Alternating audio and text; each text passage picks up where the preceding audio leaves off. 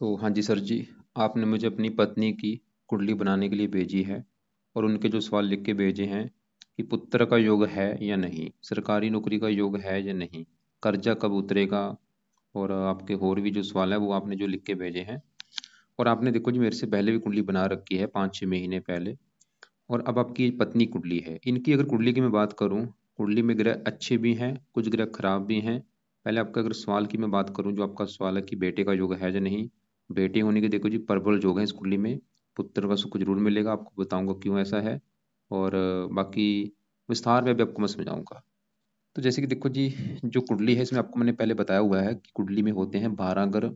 वो 12 ग्रह यहाँ पे मैंने दोबारा लिख रखे हैं, एक और मैं दोबारा रिपीट कर देता हूँ। ये जो एक लिखा है ये है इस जातिका का पहला ग्रह, और पहले घर से देखा जाएगा इसका शरीर कैसा होगा, हेल्थ कैसी, स्वभाव कैसा, रंग रूप कैसा, पहले घर से हम देखेंगे। दूसरे घर से धन जोड़ना देखेंगे इनका। तीसरा घर इनके छोटे भाई बहनों का है।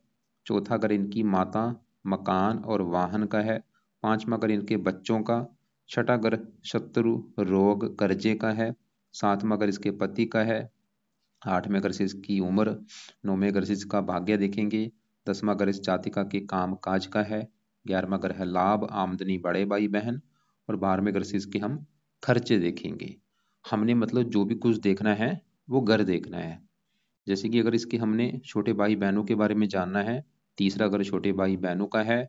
और तीसरे घर में नंबर लिखा है 3, जो कि बनी है मिथुन राशि। मालक बना इसका बुध। तो छोटे भाई बहनों के लिए बुध को देखना पड़ेगा। तो ऐसे ही जो भी कुछ देखना है हमें वो घर देखना है, घर का मालक देखना है। अब देखो जी, बात करते हैं भविष्यवाणी की। इसकी कुंडली में जैसे कि मैंने बोला कि ग्रह कुछ खराब भी हैं, खासकर इसका गुरु और चंद्रमा, ये थोड़े से मुझे खराब ज्यादा लगे हैं। बाकी ये पूरा भी विस्तार में समझाने लगा हूं आपको मैं। ये जो 9 ग्रह देखो जी होते हैं, इन 9 ग्रहों का जो असर है वो जीवन भर हमारे ऊपर रहता है, लेकिन इनका असर कई गुना बढ़ जाता है इनकी दशा आने पर। और जो दशा है अभी इस जाति के ऊपर जो चली हुई है आज के समय में दशा, दशा है दो प्रकार की, एक बड़ी महादशा, एक अंतरदशा। महादशा तो चली हुई है बुध ग्रह की, जो कि 11 से चली है और 28 में खत्म होगी। तो इसके जातिका के जीवन के ऊपर सबसे बड़ा असर है बुध ग्रह का। आप ये समझ लो, इसके जीवन में जो कुछ हो रहा है कहीं ना कहीं कारण ये बुध है। अगर बुध अच्छा है तो इसकी लाइफ में अच्छा करेगा, बुरा है बुरा करेगा। और बुध का देखो जी इसके ऊपर जो असर है वो है 80%। बाकी बचा इसकी 20% असर इसके ऊपर गुरु का है, जिसकी चली है अंतरदशा। ये दूसरा महीना 23 को चली है और छठा महीना 25 में अगले साल में खत्म होगी। पिछला एक साल हो चुका है चली हुई को, अगले साल में खत्म होगी। और तीसरा असर इसके ऊपर है शनि की डेया का। तो मैंने अभी एक बार फिर रिपीट करता हूँ कि इसके जीवन में जो कुछ हो रहा है बुध की वजह से हो रहा है, गुरु की वजह से हो रहा है, और शनि की डेया की वजह से। सबसे पहले इस डेया की मैं बात करता हूँ। जैसे कि देखो जी, एक साढ़े सती होती है 7.5 साल की, ऐसी डेया होती है। डेया दो प्रकार की होती है, चतुर डेया, अष्टम डेया। जब भी किसी के ऊपर साढ़े सती आती है उस बंदे की लाइफ में दिक्कतें आती हैं। ऐसी जब डेया चलती है 2.5 साल की, इसमें भी लाइफ में दिक्कतें, परेशानियां, रुकावटें, चिंता, भाग दौड़, इन चीजों का सामना करना पड़ता है। मतलब आप ये समझ लो, इसकी जो डेया चली हुई है ये भी इसका अच्छा समय नहीं है। ये चली है 17 जनवरी 23 से चली हुई है। पिछले 1.5 साल से 1.5 साल हो चुके इसके ऊपर डेया चली को। कब खत्म होगी? अभी 1 साल की पड़ी है, अगले साल में जून में जाके खत्म हो जाएगी। अभी भी 1 साल की पड़ी है। तो हमने क्या देखा, इसकी एक तो लाइफ में जो दिक्कतें आ रही हैं कहीं ना कहीं कारण है वो शनि की डेया। और डेया अभी भी 1 साल की है, तो डेया से कैसे बचना अभी आपको मैं बाद में बताता हूँ। लेकिन उससे पहले इसके ऊपर बड़ी दशा बुध की, उसकी भी बात करेंगे, लेकिन पहले गुरु की बात करते हैं। और ये दशा गुरु की देखो जी, पिछला 1-1.5 साल हो चुका है। सवाल की इसका गुरु कैसा है, तो इसका जो गुरु है इस लड़की को 100 में से 80% बुरे फल देगा। ये मुझे अच्छा नहीं लगा।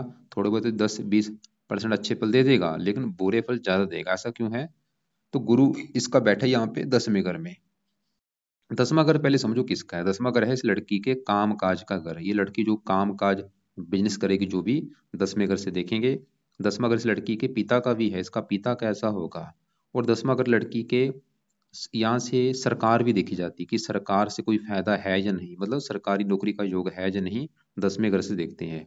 10वां घर इसकी मान प्रतिष्ठा का भी है। तो ये जो चार चीजें मैंने बोली हैं, ये चार चीजें 10वें घर से देखेंगे। और आपको मैंने अभी एक फार्मूला वही समझाया था कि घर का मालक देखना है। तो 10वें घर में क्या लिखा है? 10 नंबर। 10 है मकर राशि, मालक बना शनि। तो हमें 10वें घर के बारे में जानने के लिए 10वें घर के मालक शनि को देखना पड़ेगा। और शनि के अलावा 10वें घर में गुरु बैठा है, गुरु को भी देखना पड़ेगा। तो कितने ग्रह हुए? 2 ग्रह देख के डिसाइड होगा 10वें घर के बारे में। तो सबसे पहले 10वें घर में बैठे गुरु की अगर बात करें, तो गुरु, जिस मैंने अभी आपको बोला कि खराब है, क्यों खराब है? क्योंकि गुरु जहाँ बैठा है 10वें घर में, वहां पे जो 10 लिखा है, ये है 10 मकर राशि है, जो कि गुरु की है नीच राशि। भाई गुरु इस लड़की का 10वें घर में नीच का होके बैठा है, इसकी वजह से वो खराब है। ये जो 9 ग्रह देखो जी होते हैं, अगर ये अपने घर में बैठे हैं बहुत अच्छे फल देते हैं, अपने दोस्त के घर में बैठे हैं फिर भी अच्छे फल देते हैं, उच्च के बैठे हैं फिर भी अच्छे फल देते हैं। लेकिन अगर ये दुश्मन के घर में बैठे हैं अच्छे फल नहीं देते, और अगर ये नीच के बैठे हैं तो बड़े लेवल पे बुरे फल देते हैं। तो गुरु क्यों खराब है? क्योंकि वो 10वें घर में जहाँ बैठा है वहां पे नीच का होके बैठा है। इसकी वजह से गुरु 10वें घर का नुकसान कर देगा। जैसे कि देखो जी, सिंपल सी बात है, मेरे घर में मेरा कोई दुश्मन आया है, दुश्मन मेरे घर में आके क्या करेगा? घर का नुकसान कर देगा, घर में मेरा सामान तोड़ देगा, फर्नीचर तोड़ देगा, मेरे घर में चोरी कर लेगा, घर में आग लगा देगा। वो काम यहाँ पे गुरु करेगा। ये 10वें घर में नीच का बैठा है तो 10वें घर की हानि कर देगा, 10वें घर का नुकसान कर देगा। और 10वां घर किसका है? काम काज। तो गुरु इस लड़की के काम काज में हजारों दिक्कतें पैदा कर देगा। इसके काम काज में बहुत सारी दिक्कतें आएंगी। काम काज में दिक्कतें का मतलब ये है कि जहाँ तो कोई नौकरी अच्छी मिलेगी नहीं, काम काज सेट नहीं होगा, नौकरी जहाँ काम काज करती भी है, काम काज में आगे दिक्कतें आएंगी, काम काज में तरक्की नहीं होगी, प्रमोशन नहीं होगा, काम काज चलेगा नहीं, इस गुरु की वजह से। 10वां घर पिता का है, ये पिता संबंधी भी लड़की की दिक्कतें पैदा कर देगा। या तो पिता से बनेगी नहीं, या पिता बीमार होगा, या पिता को कोई कष्ट होगा। 10वां घर सरकार का है, सरकारी नौकरी के योग में कमी कर देगा गुरु। 10वां घर मान प्रतिष्ठा का मान हानि कर देगा। अभी जो गुरु की दशा है इसमें दिक्कतें आएंगी, मान हानि होगी, पिता संबंधी दिक्कतें, सरकारी कामों में दिक्कतें। और गुरु इस कुंडली के 2 घरों का है मालक, बैठा इस घर में आके है, लेकिन इसके अपने 2 घर हैं। एक तो गुरु का घर है ये 9वां घर, और 9वें घर से इस लड़की का देखा जाएगा भाग्य। अगर हम इसका ये देखना कि लड़की कितनी भाग्यशाली होगी, 9वां घर देखना पड़ेगा। और 9वें घर में नंबर 9 लिखा है, 9 है धनु राशि, मालक है 9वें घर का गुरु। और वो बेचारा नीच का बैठा है, क्या होगा? गुरु इसके इसका देखो भाग्यशी नीच का बैठा है, क्या होगा? भाग्य भंग योग बना है, मतलब इसका भाग्य इसका साथ नहीं देगा। और गुरु इस 12वें घर का स्वामी, जहाँ पे 12 लिखा है मीन राशि, 12वां घर खर्चे का होता है। गुरु की अभी दशा जो चली है इसमें इसके खर्चे बोझ बढ़ेंगे, इसके कामकाज के ऊपर खर्चे बोझ बढ़ेंगे, कामकाज की हानि होगी, क्योंकि 12वां घर हानि का है। लेकिन मैंने बोला था गुरु कुछ अच्छा फल देगा। गुरु की 3 दृष्टियां होती है, 5वीं यहाँ पे पड़ेगी दूसरे घर के ऊपर, 7वीं यहाँ पे, 9वीं यहाँ पे। गुरु देखो जी बैठा है नीच का, लेकिन 7वीं दृष्टि से इस चौथे घर को देखेगा। चौथे घर में 4 लिखा है, 4 है कर्क राशि, जो कि गुरु की है उच्च राशि। तो गुरु वैसे चौथे घर का अच्छा कर देगा। और चौथा घर है मकान वाहन का, इनका सुख अच्छा दे देगा इसको, मकान वाहन का सुख मिल जाएगा। बाकी इस घर की 10वें घर की कर रहा है ये बुरी तरह से हानि। अब आप पेन कॉपी में लिख लो कि अगर ये लड़की जो है गुरु के उपाय करेगी उसको क्या फायदे होंगे। सबसे बड़ा फायदा, इसके काम काज में जो दिक्कतें आ रही हैं वो नहीं आएंगी, काम काज की दिक्कतें दूर हो जाएंगी, काम काज का सुख अच्छा मिलेगा, नौकरी का सुख अच्छा मिलेगा, बिजनेस का सुख अच्छा मिलेगा। मतलब काम काज अगर अच्छा करना चाहती है, गुरु का सही होना जरूरी है। पिता का सुख अच्छा होगा गुरु के उपाय करने से, सरकारी नौकरी का योग बन जाएगा, मान हानि नहीं होगी, भाग्य कदम कदम पर साथ देगा, खर्चों से बचेगी।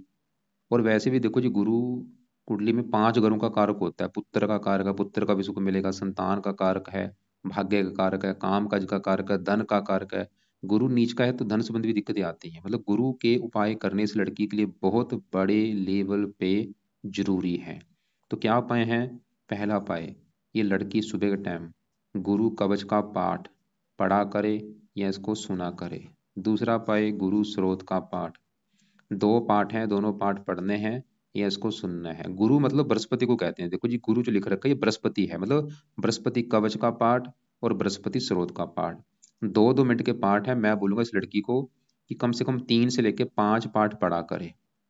मतलब इस पाठ को 3 बार या 5 बार पढ़ना है, चाहे पढ़ लिया करे चाहे सुन लिया करे, ज्यादा पढ़ने हैं, 3-3 या 5-5 पाठ इनके पढ़ने हैं, ये इनको सुनना है सुबह के टाइम। तीसरा पाए, गुरु ग्रह का दान करना है। अभी देखो जी जब तक गुरु की दशा है, जो कि अभी 1 साल पूरी चलेगी, 1 साल तक ये दान मैं बोलूंगा रोजाना करे या हफ्ते में 3-4 दिन जरूर करना है, नहीं तो गुरुवार को ये दान जरूर करना है। क्या दान है? पीले रंग का जो दान होता है, जैसे पीले चावल, पीली दाल, पीले केले, पीली वस्तु का दान किया करे। रोजाना कर सकती है, रोजाना कर दे, नहीं तो हफ्ते में 3-4 दिन तो कर दिया करे। और खासकर मैंने बोला गुरुवार को जरूर करना है। और गुरु का मंत्र याद करते करते ये दान करना है कि हे गुरु देवता जी, आपका दान है वो मैं कर रही हूँ, ताकि आपका बुरा फल मुझे ना मिले। तो 3 उपाय मैंने बताए हैं, दान और दोनों पाठ जो कि बेस्ट हैं, दोनों पाठ ज्यादा पढ़ने हैं या इनको सुनना है। अब मैंने बोला था 10वें घर का जो मालक शनि है उसको भी देखना पड़ेगा भाई, काम काज के लिए, पिता के लिए, सरकार के लिए। और नेगेटिव बात क्या है कि 10वें घर का मालक शनि भी इसका खराब है, क्योंकि वो बैठा है 12वें घर में। और 12वां घर कुंडली का अच्छा घर नहीं होता, क्योंकि इस घर से खर्चा देखा जाता है, हानि देखी जाती है, दान दंड देखा जाता है, हॉस्पिटल। मतलब 10वां घर काम काज चला गया, 12वां घर हानि, काम काज की इसकी हानि होगी, काम काज के ऊपर खर्चा ज्यादा होगा। और 10वां अगर पिता का, ये शनि पिता संबंधी भी दिक्कतें पैदा करेगा, सरकारी नौकरी के जो में कमी कर रहा है, मान हानि कर देगा। और शनि इस 11वें घर का भी मालक है, 11वां घर है इस लड़की की आमदनी का घर, इसकी जो इनकम है वो कैसी होगी, लाभ होगा जो नहीं, कामों में प्रॉफिट होगा, इच्छाएं पूरी होंगी जो नहीं। 11वें घर से, 11वें घर में 11 लिखा है, मालक शनि, 12वें घर में बैठा है, खर्चे, आमदनी खर्चा, आमदनी कम होंगी, खर्चे ज्यादा होंगे, लाभ भंग योग बना, कामों में लाभ नहीं होगा, प्रॉफिट नहीं होगा। शनि की वजह से 2 खराब योग बने हैं, एक तो 10वां घर राजभंग योग बना, कामकाज में दिक्कतें, 11वां घर लाभ भंग योग बना। मतलब दोबारा फिर पेन कॉपी में लिख लो कि अगर ये लड़की शनि के उपाय करेगी तो जीवन में क्या फायदे होंगे। सबसे बड़ा फायदा इसको जो होगा, इसके ऊपर जो शनि की डेया चली हुई है, ये डेया का बुरा फल नहीं मिलेगा, क्योंकि डेया अभी भी 1 साल की पड़ी है, क्योंकि डेया किसकी है? शनि की। दूसरा फायदा, शनि इसके काम काज के घर का मालिक है, इसको काम काज का सुख तभी मिलेगा जब ये शनि के उपाय करेगी, क्योंकि शनि इसका खराब है। 10वां घर पिता का सुख अच्छा होगा, सरकार का सुख अच्छा होगा, सरकारी नौकरी का योग बन सकता है, आमदनी बढ़ेगी, खर्चे कम हो जाएंगे, प्रॉफिट होगा, लाभ होगा, ये कर्जे से बचेगी, क्योंकि कर्जा इसका जो हुआ है उसके 2-3 कारण है, एक शनि भी कारण है कर्जा होने का।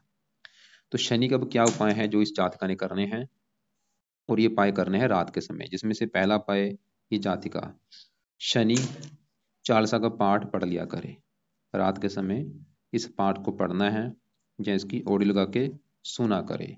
दूसरा उपाय, शनि कवच का पाठ पढ़े, तो ये दोनों पाठ रात को पढ़ने हैं या इनको सुनना है। तीसरा उपाय, शनि मंदिर जाना है। और यहाँ पे देखो, अगर घर के आसपास शनि मंदिर है तो भाई फिर तो रोजाना जाना है, अगर घर से दूर है तो हर शनिवार को जरूर जाना है, और वहां पे जाके क्या बोलना है कि हे शनि देवता जी, आपके मैं मंदिर इसलिए आई हूँ क्योंकि आपकी चल रही है मेरे ऊपर डेया।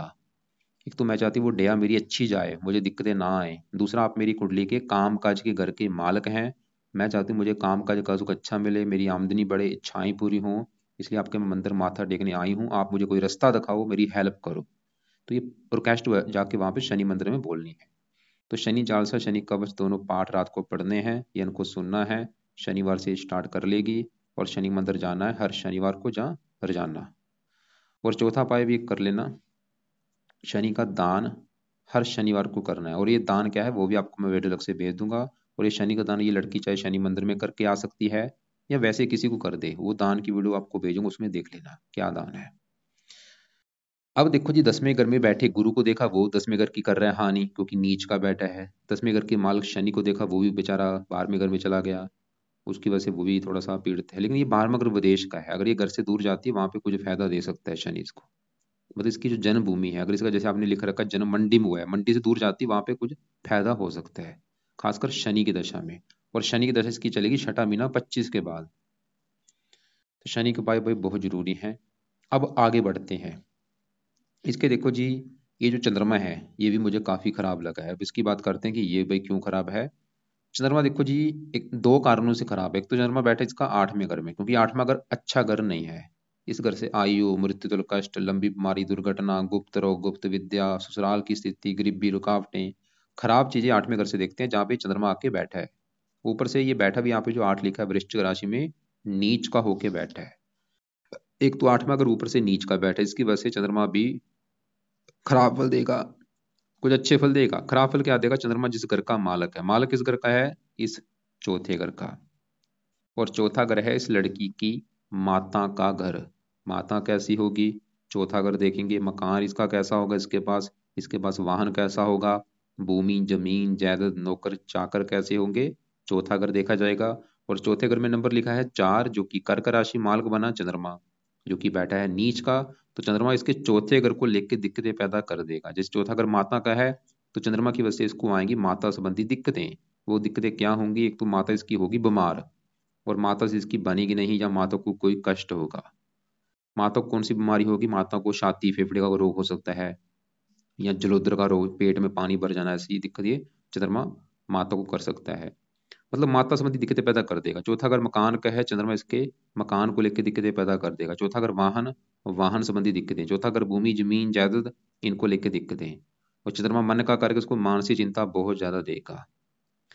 चंद्रमा माता को भी बीमार कर देगा, और भी दिक्कतें।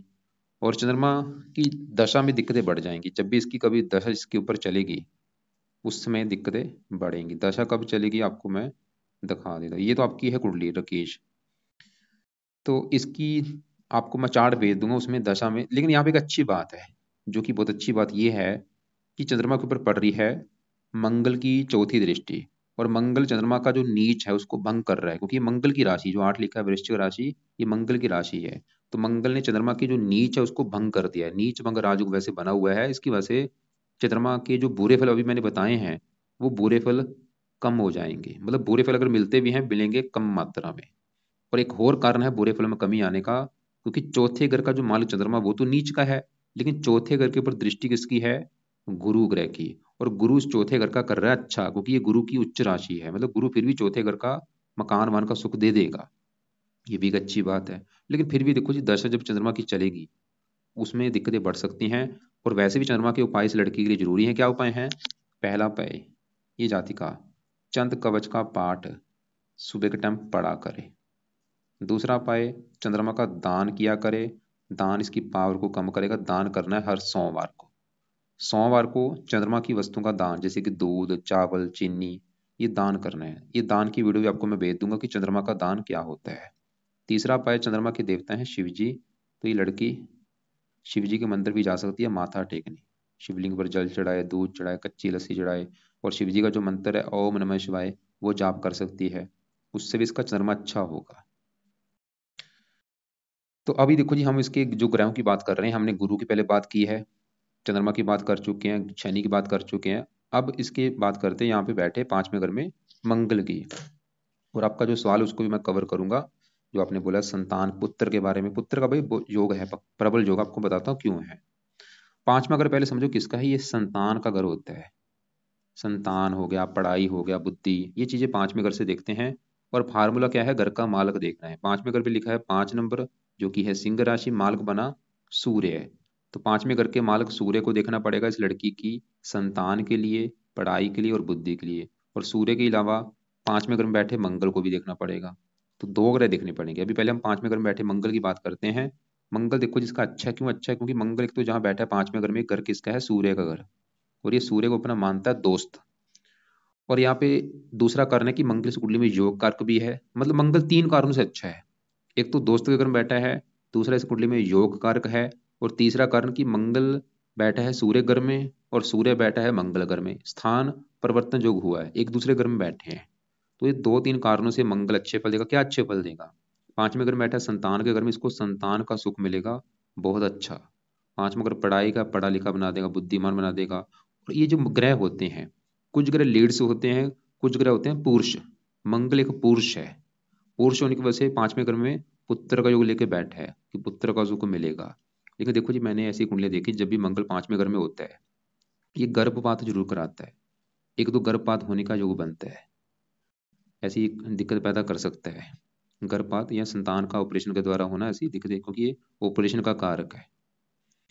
लेकिन अभी मैंने बोला संतान के लिए 2 ग्रह देखने पड़ेंगे पांचवें घर के मालक। अब सूर्य की बात करते हैं, जो कि इसका है बहुत बड़े लेवल पे अच्छा। क्यों? क्योंकि सूर्य इसका बैठा है पहले घर में। यहाँ पे जो एक लिखा है उच्च का होके बैठा है, बहुत ही बड़ी अच्छी बात है। मतलब पांचवें घर का मालक सूर्य है, उच्च का बैठा है पहले घर में। क्या अच्छे फल देगा? देखो जी, उच्च का पांचवें घर का मालक है, तो पांचवें घर का अच्छा कर देगा। मतलब पांचवें घर संतान का है, संतान का सुख अच्छा दिखा रहा है, पढ़ा लिखा बुद्धिमान बना देगा इसको, जातिका को। और इसकी देखो जी, सूर्य क्योंकि सरकार का कारक है, इसकी जो सूर्य ये दिखा रहा है पांचवें घर संतान, संतान के घर का मालक सूर्य है, उच्च का बैठा है। इसकी जो संतान है वो सूर्य की वजह से सरकारी नौकरी में जाएगी, क्योंकि सूर्य उच्च का बैठा है, इसकी संतान के सरकारी नौकरी के योग दिख रहे हैं मुझे बड़े लेवल पे। ऐसे लोग पुलिस में होते हैं, मिलिट्री में होते हैं। तो सूर्य इसको पुत्र का योग लेके बैठा है, प्रबल पुत्र इसका जो होगा तेजस्वी होगा, समझदार होगा, गुणी होगा, परिवार का नाम रोशन करेगा, इसको पुत्र का सुख जरूर मिलेगा। ये मैं लिख के आपको दे सकता हूँ, गारंटी है पक्की। पुत्र का योग पक्का है। और पुत्र, मैंने क्या बोला, बहुत ही ज्यादा गुणी, समझदार, सभी गुणों से युक्त होगा। अब सूर्य इस लड़की के पहले घर में बैठा है, और ये पहला घर लड़की का शरीर है, हेल्थ, स्वभाव, रंग रूप, मतलब सूर्य के गुण भी इस लड़की में पाए जाएंगे। सूर्य की वजह से लड़की साहसी होगी, पराक्रमी होगी, उद्यमी होगी। और देखो जी, सूर्य से देखी जाती है सरकारी नौकरी। जिनका सूर्य उच्च का होता है वो बंदे सरकारी नौकरी में होते हैं। और खासकर पहले घर में जब भी सूर्य बैठता है, ये सरकारी नौकरी का योग बनाता है। तो सूर्य से लड़की का सरकारी नौकरी का तो योग लेके बैठा है। सूर्य तो ये दिखा रहा है कि लड़की सरकारी नौकरी में जाएगी। लेकिन 10वें घर भी देखना जरूरी होता है।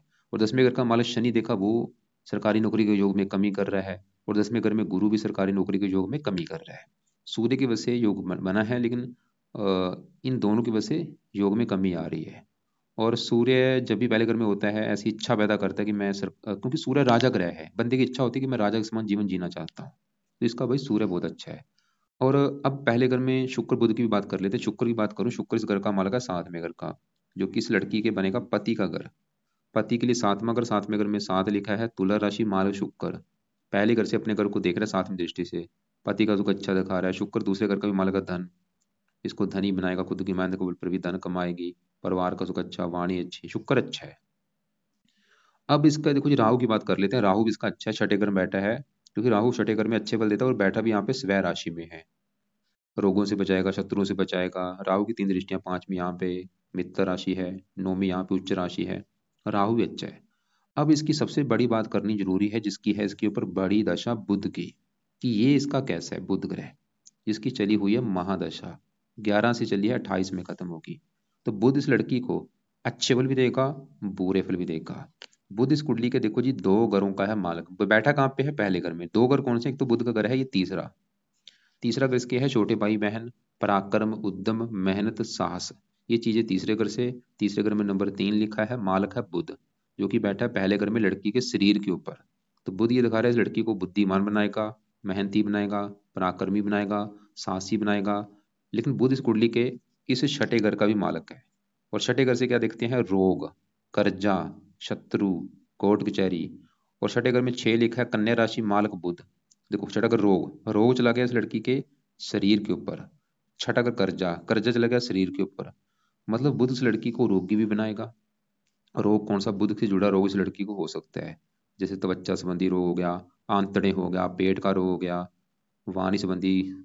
बुध के रोग इस लड़की को होंगे। छठा अगर कर्जे का लड़की को ये बुध थोड़ा सा कर्जदार भी बना सकता है।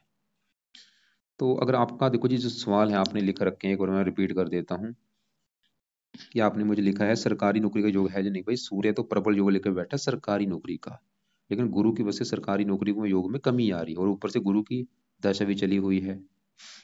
और बेटे का योग है, बड़े लेवल पे योग है बेटे का। और आपने लिख रहा कर्जे से छुटकारा कब होगा? बुध के उपाय करने पड़ेंगे। बुध की वजह से भी कर्जा चढ़ा है, और ये शनि भी थोड़ा सा कर्जे का कारण बन रहा हुआ है। कई कारण है वैसे, बड़ा कारण बुध भी है, शनि भी है थोड़ा सा, और ये चंद्रमा बैठा है 8वें घर में नीच का, ये भी थोड़ा सा कारण है। अचानक धन लाभ के योग हैं या नहीं? तो देखो जब ये दशा तो ऐसी है नहीं कोई योग अगर बनेंगे। 8वें घर से देखा जाता है गुप्त धन हो गया।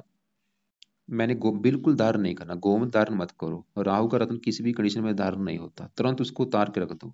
आपने शायद ये पन्ना भी धारण कर रखा है, पन्ना भी धारण नहीं करना। बुध के यहाँ पे उस सवाल की क्या उपाय किए जाए ताकि बुध का जो बुरा फल है, ये लड़की कर्जे से बचे, बीमारियों से बचे।